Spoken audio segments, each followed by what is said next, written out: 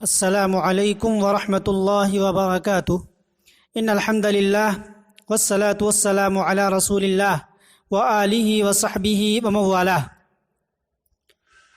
عزیز طلباء، مجموعہ محاضرہ نمبر 9 میں آپ کا استقبال ہے۔ آج ہم اور آپ عائشہ تیموریہ کے اشعار پڑھیں گے، تو آئیے دیکھتے ہیں۔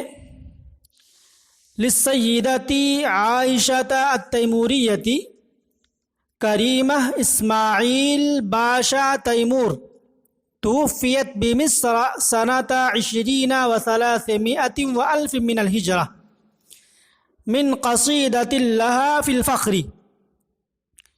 سیدہ عائشہ تیموریہ کریمہ اسماعیل پاشا تیمور کے اشعار، جس کی وفات مصر میں سن 1320 ہجری میں ہوئی، اس کے ایک فخریہ قصیدے سے یہ اشعار ماخوذ ہیں۔ سیدہ عائشہ تیموریہ نے کہا: بید العفاف اصون عز حجابی وبعصمتی اسمو علی الترابی۔ عفاف کا معنی ہوتا ہے پاک دامنی۔ 26 نمبر کا حاشیہ آپ دیکھ سکتے ہیں۔ اجتناب ما لا یحل ولا یجمل، ان چیزوں سے پرہیز کرنا جو حلال نہ ہوں اور جو بہتر نہ ہوں، پاک دامنی اختیار کرنا اسی کو کہا جاتا ہے۔ صان یصون سے اصون واحد متکلم کا صیغہ ہے، جس کا معنی ہوتا ہے حفاظت کرنا، اور حجاب کا معنی پردہ، عز کا معنی عزت، اور عصمہ کا معنی بھی ہوتا ہے بچانا، حفاظت کرنا۔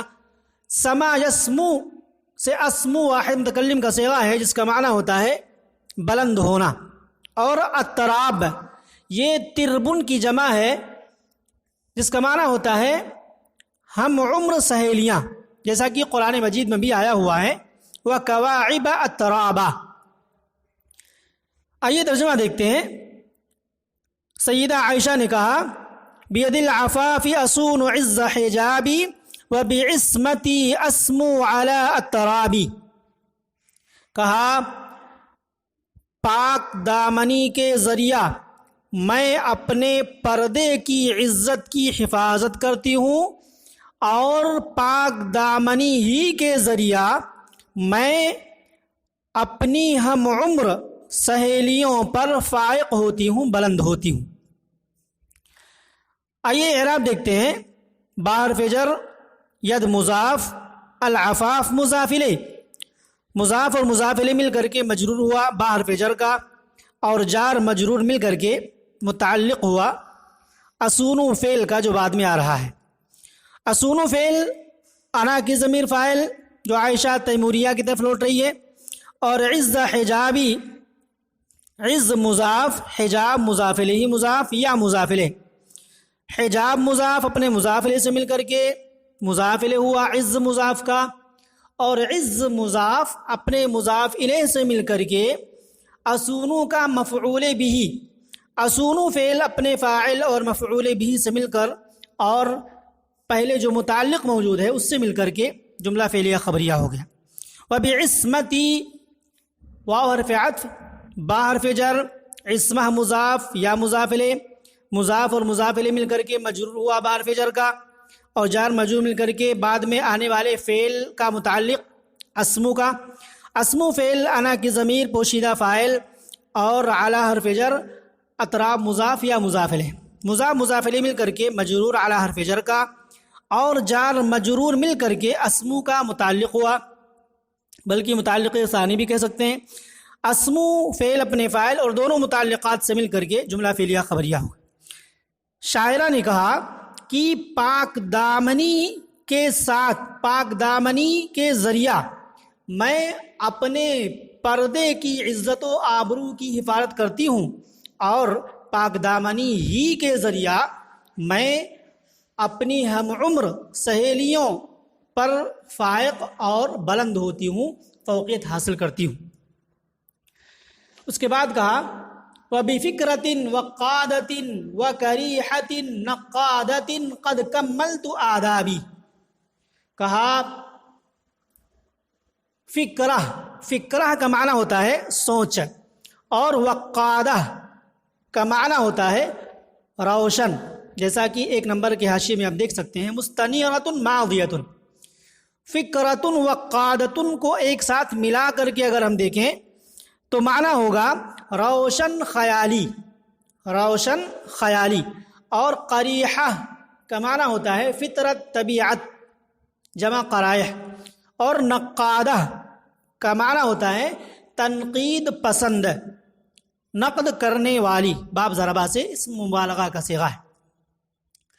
تو قریحۃ نقادہ کا معنی کیا ہوا؟ تنقید پسند فطرت، طبیعت.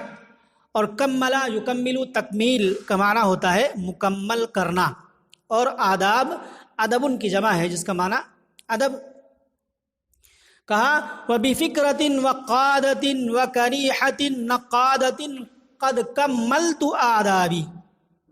کہا اور روشن خیالی اور تنقید پسند فطرت کے ذریعہ میں نے اپنے آداب مکمل کیے ہیں. یہ ترجمہ ہوا. اعراب دیکھتے ہیں. واو حرف عطف، با حرف جر، فکرتن موصوف اور وقادتن اس کی صفت.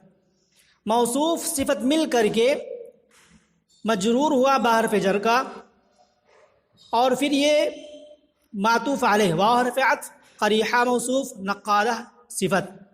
موصوف صفت مل کر کے یہ معطوف علیہ مل کر کے مجرور ہو جائے گا با حرف جر کا، اور جار مجرور مل کر کے کملتو جو بعد میں آ رہا ہے متعلق ہو جائے گا. قد کملتو فعل، انا کی ضمیر فاعل، اور آدابی یہ مضاف اور مضاف الیہ مل کر کے کملتو کا مفعول بھی ہے. تو کملتو فعل اپنے فاعل اور متعلق سے مل کر کے جملہ فعلیہ خبریہ ہو گیا. تو شاعرہ نے کہا، عائشہ تیموریہ نے کہا کہ میں نے روشن خیالی اور تنقید پسند فطرت اور طبیعت کے ذریعے سے اپنے آداب مکمل کیے ہیں. اس کے بعد کہا ما ضرنی ادبی وحسن تعلمی الا بکونی زہرۃ الالباب.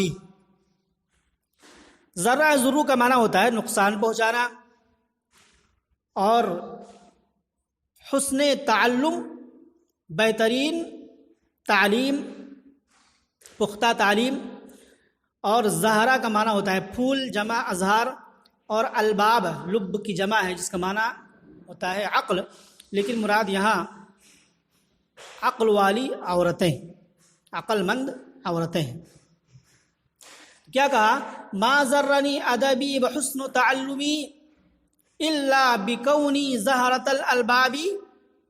کہا کہ مجھے میرے ادب اور حسن تعلم نے نقصان نہیں پہنچایا الا بکونی زہرۃ الالباب، مگر عقل والیوں پر میرے پھول ہونے کا. کیا مطلب؟ مفہوم 3 نمبر کے حاشیے میں موجود ہے، آپ دیکھ سکتے ہیں. تعنی ان احسان تربیتها واتقان تعلیمها جعلها كالزهرة بین النساء العاقلات.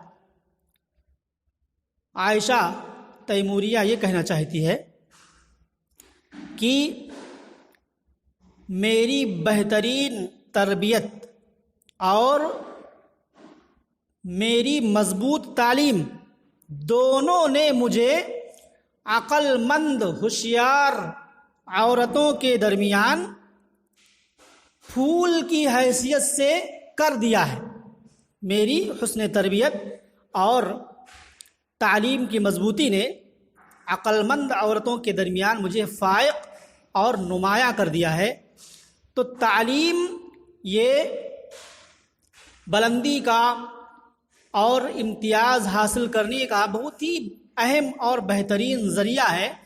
یہ عورتوں کی جو تعلیم ہوتی ہے یہ بہت ہی اہم ہوتی ہے. عورتوں کو بھی دین کی تعلیم دلانی چاہیے، اور یہ نہیں سوچنا چاہیے کہ یہ ترقی کی راہ میں رکاوٹ ہے۔ ترقی کی راہ میں رکاوٹ نہیں ہے۔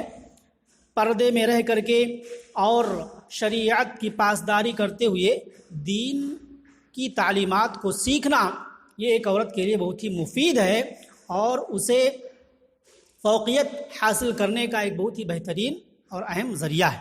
یہ عائشہ تیموریہ نے کہا۔ اور اس کے بعد کیا اشعار میں مزید کچھ باتیں عائشہ تیموریہ نے کہی ہیں، انشاءاللہ وہ 3 اشعار اگلے درس میں انشاءاللہ ہم اور آپ پڑھیں گے۔ اللہ رب العالمین سے دعا ہے کہ اللہ رب العالمین ہمیں حصول علم میں محنت کرنے کی توفیق عطا فرمائے۔ ھذا وباللہ التوفیق، والسلام علیکم ورحمۃ اللہ وبرکاتہ۔